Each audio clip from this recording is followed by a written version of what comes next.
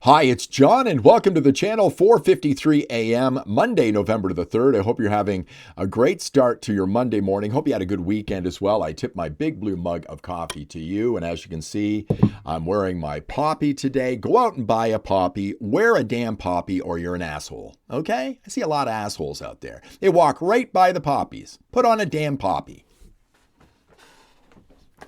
So, it's the beginning of the end of the current government. Well, it's the week of the beginning of the end of the current government. I think that's the case. We've got the budget tomorrow. They'll present the budget. Champagne will walk out in a brand new pair of shoes tomorrow, and he's going to spew out Mark Carney's propaganda.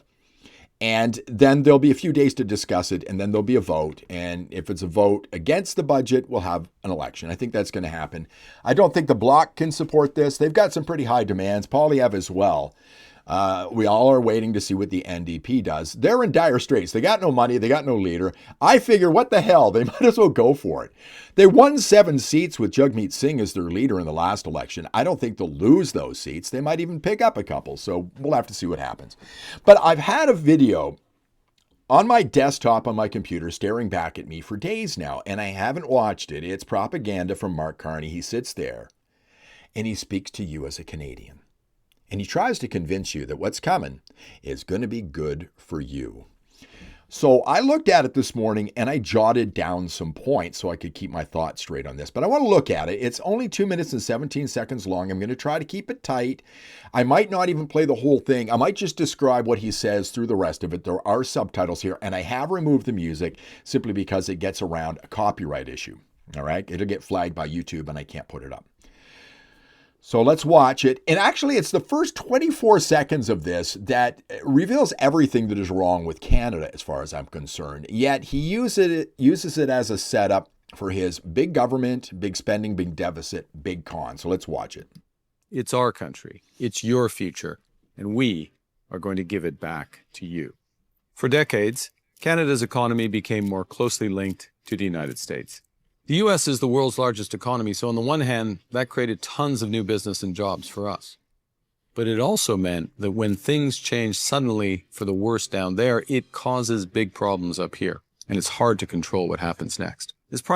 Oh, okay, so let's pause it right there. He says it's your country, it's your future, and the Liberals, and we are going to give it back to you. The Liberals have your life in their hands. And they say they're going to give it back to you. Well, it's my contention, it's the Liberals that took away these things, your country and your future, in the first place. You know, I just got some points here that I wanted to run through. Labor productivity is approximately 17% lower than the rest of the G7. Canada's debt burden has increased, third largest among advanced economies. The country also faces challenges in GDP growth, the weakest in the G7. Food prices are up, housing prices, all those things Pierre Poilievre talks about. They've taken away your future.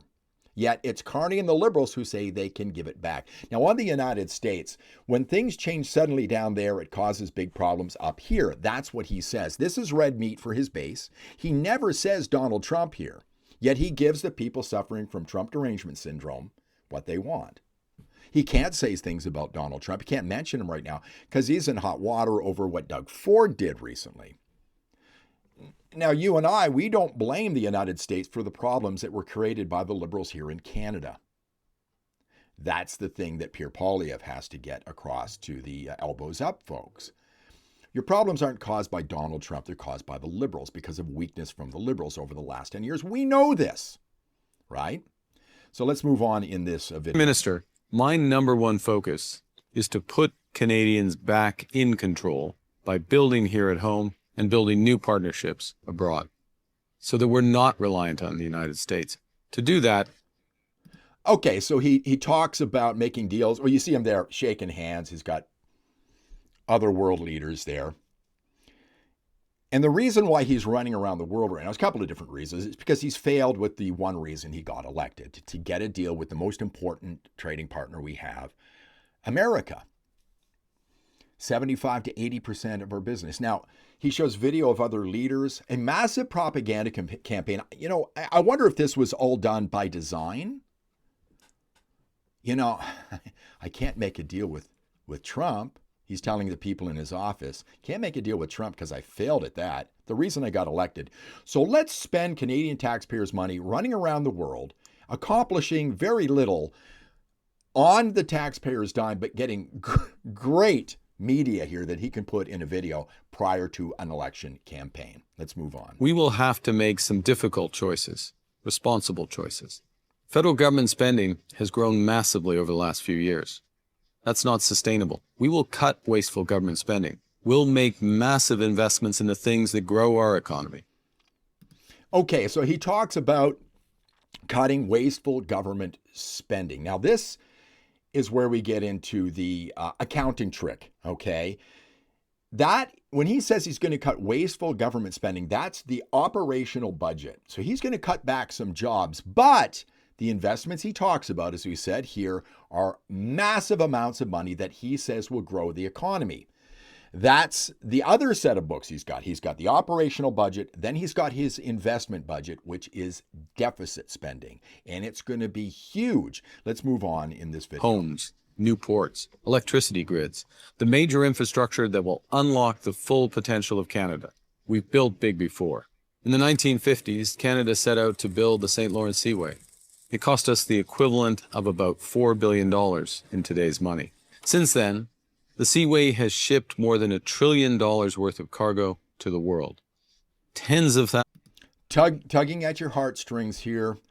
The Canada of old, folks. And the old people love this because, you know, they may remember the Seaway being Thousands built. of Canadians, trade workers, business owners, and their employees have gone to work every day because of that Seaway.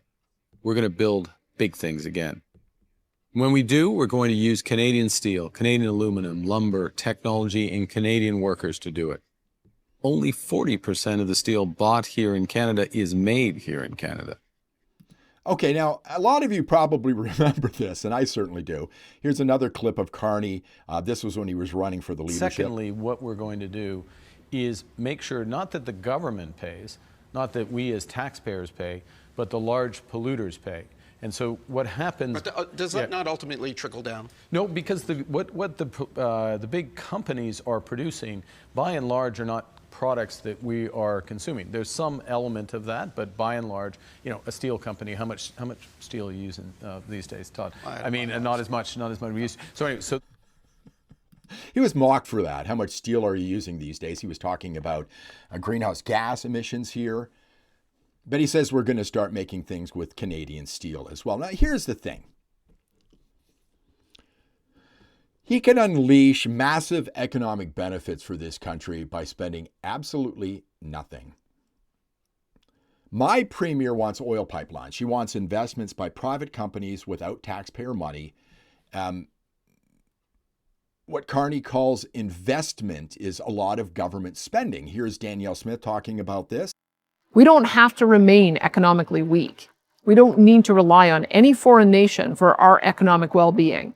Our success is a guarantee if, and here's the key, if our federal government and a couple of provincial ones will simply agree to unblock and unleash the power of our oil, gas, and natural resource sectors.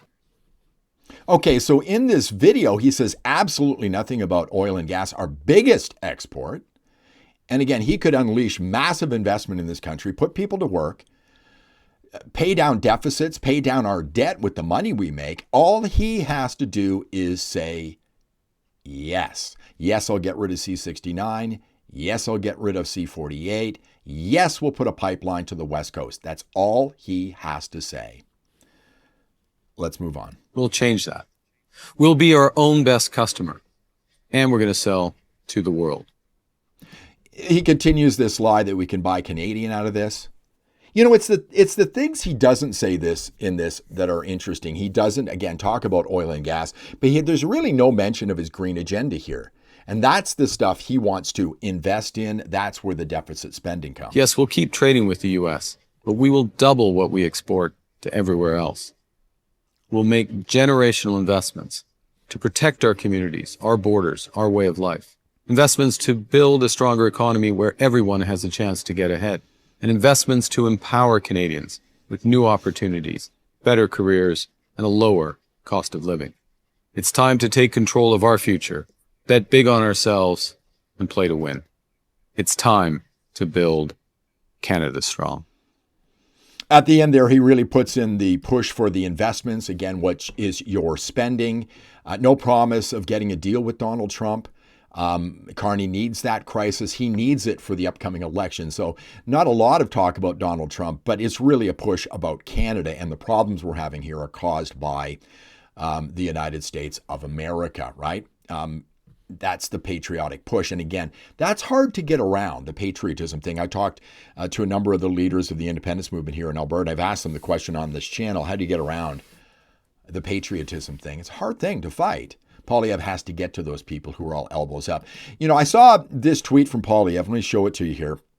I saw this tweet from Poilievre, and this is what I've spoken about before. I've talked about this when it comes to gas prices and food prices here. You know, gas prices get up really high and then they come down a little, and people start to accept the fact that they're lower and it makes them happy, but they're still far too high. Same thing with food prices. I said recently, you know, food prices might come down a little bit eventually. The Liberals will take credit, but you shouldn't accept it because they're still way too high. Here's what Poilievre says. This is exactly what Liberals want. And this is what he's referring to here. 60% of first-time buyers have adjusted their expectations, often planning for a smaller home. And you have to expect less when it comes to the Liberals.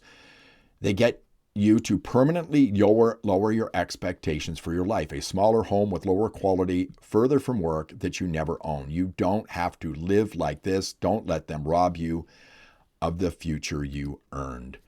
It's a great piece of propaganda. Again, he's selling two books here, Operational Budget and the Deficit Budget, which he calls investments. And that's going to be interesting to see how Champagne talks about that tomorrow night and how much green we get, because he's going to unleash his green economy on us, and this is going to bring us down. It's the reason we don't have good things and nice things in this country. All he has to do is say yes, and we could unleash our oil and gas industry. But unfortunately, he won't do it, because that's not who he is. Let me know what you think. Blue's come up to visit me here. He wants me to go up and give him some treats. I appreciate you being here. If you like the video, please give it a thumbs up. Subscribe to the channel. Ring the bell for notifications. Hey, Blue. Hey? Good boy. I'll see you in the next one.